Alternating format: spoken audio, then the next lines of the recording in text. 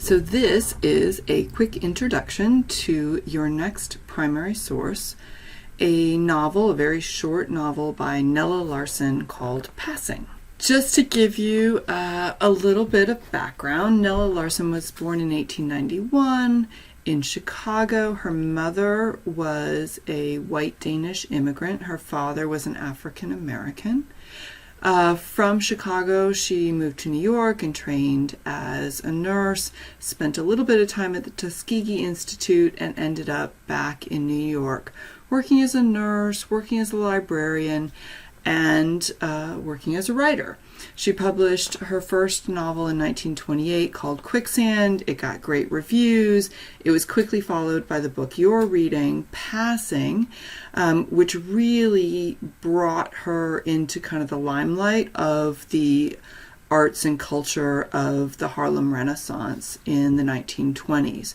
She got a very prestigious Guggenheim Fellowship to write her next novel, but it didn't work out. The publishers wouldn't publish it, and she gets divorced, and she kind of falls off of the radar and lives for another 30 years or so, but in relative obscurity. So Passing is really sort of the height of her fame. It will be helpful for you to know about some kind of general social and historical trends from this period. Jim Crow and the status of racial segregation, the Great Migration, that movement of African Americans from the rural South into urban areas, particularly the urban North. Places like Chicago and Detroit and New York gained a lot of African American population around the time of the First World War and into the 1920s, and that's sort of the backdrop for the novel itself, as well as for Larsen writing the novel. And then finally, the Harlem Renaissance. That outpouring of arts and culture from African Americans that went from all sorts of artistic, musical, literary endeavors that peaked here in the 1920s. So you might want to keep in mind some of this context. She was the product of a mixed race marriage. She grows up in and lives in the hot spots for migration of African Americans fleeing Jim Crow segregation in the South, but encountering a different kind of segregation, perhaps more subtle but no less real, in the North, and then being a product of this very rich moment of the Harlem Renaissance. Keep in mind as you read this source that it is a work of fiction, but again, that doesn't mean that it doesn't have something very real to tell us. There's great value in the way in which fiction can explore particular parts of our social history. And one way to think about this is, I've represented on this slide here, is kind of the difference between what you can get from a photograph as opposed to a painting.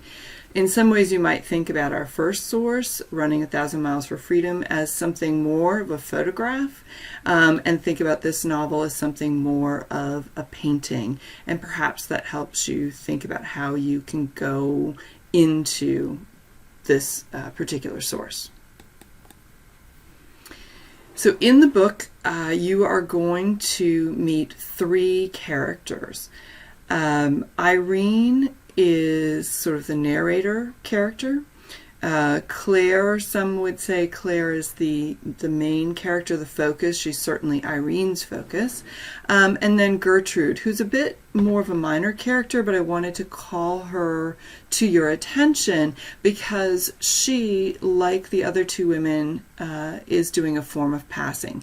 You basically have three different forms of passing in this novel. Irene is a light-skinned African American of a mixed racial heritage, but certainly in the early 20th century was understood to be African American. She is married to a darker-skinned African-American man, lives in an African-American community, and when she passes, it's only temporary, and when she's outside of her family and her neighborhood. Claire passes all the time, and is even passing with her husband.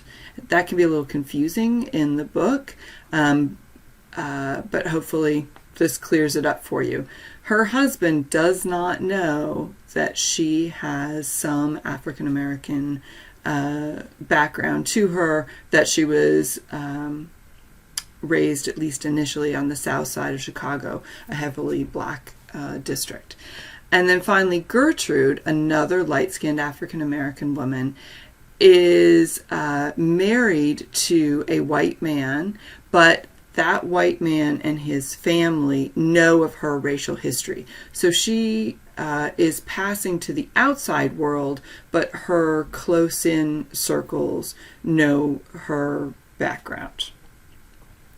So you get these kind of three different models inside the one story.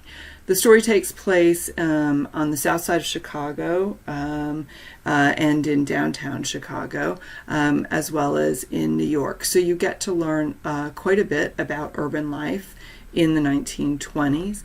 Of course, you get to interact with many of the kind of famous tropes of this period, in part because of the relative financial security of the characters and their class, their status being broader than class,